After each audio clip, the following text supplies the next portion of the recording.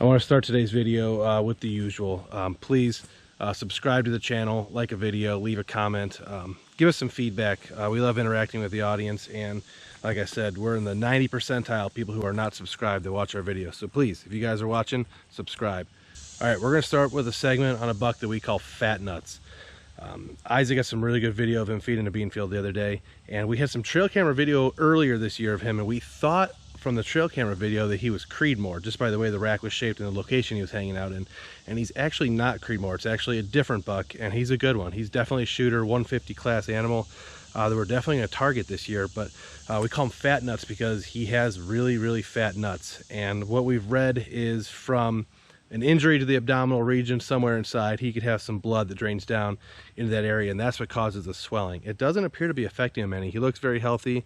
Obviously his rack's really good, but he's got a big old set of balls on him, so he's going to be really easy to identify, not only with the split G3 on the right side, but in the good sweeping beams. But he's just a really good buck that we're going to be able to watch, and it's going to be pretty obvious who he is once you see the video. All right, guys, I'm doing something that I never actually do, and that is to put out an attractant. Now, technically Lucky Buck is a mineral, but I always have been using, for the last 6 or 7 years, feed store bulk minerals. But this year,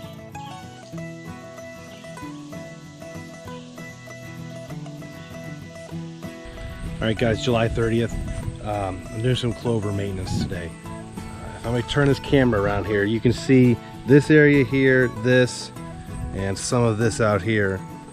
I mowed today, and as you can tell, it's really grassy. If I get down here low, obviously there's some clover coming up, but it's really grassy, and that's because it's fresh, planted this year, and I'm pretty sure it's because I used the tiller to break up the soil, and it just unearthed a lot of hidden seeds and stuff that were down in the soil, dormant stuff that got popped up, and I'm dealing with a lot of grass. So I'm mowing this a little extra compared to the rest. I don't use any sprays on my clover.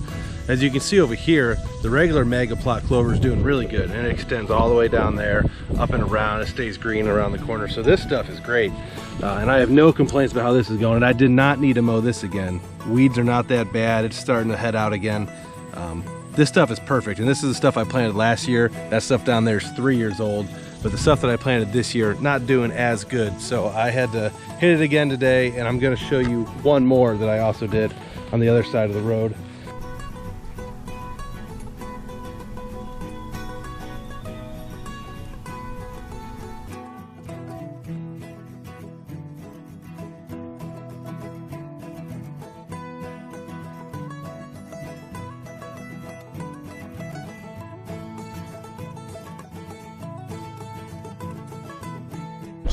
No, they're all girls. All does? Yeah. All women, huh? Ladies. All bitches. Ladies. Bitch, oh no, there's one.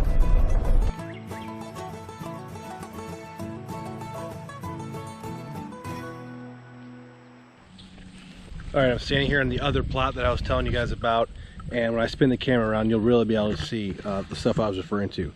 New section, just mowed it today, very grassy. There is clover coming up, but as you can see, a lot of unearthed seeds and grass from the tiller, and then old section, which is just perfect. Some of that was mowed. Obviously there's a little bit of weeds, but I mean, this older section, really good. Clover, very happy with it. I planted it last year. So hopefully the whole plot will look like this next year.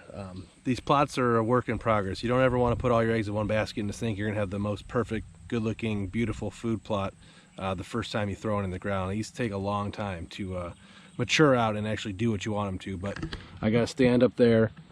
Historically good area that we've avoided for the last couple of years, but with the soybeans here behind me, We know there's going to be a lot of deer using this food plot in this area come season. Our food plots always blow up come September. These clover plots, as soon as it starts getting a little cool in the evening, these get real lush, and the beans start to become less palatable as they get a little bit hardier and start turning colors, and then these food plots just blow up in September. And then early October through November, obviously the hunting's really good on these plots, but luckily they're being able to grow right now without getting browsed off too much. But that should wrap it up for today.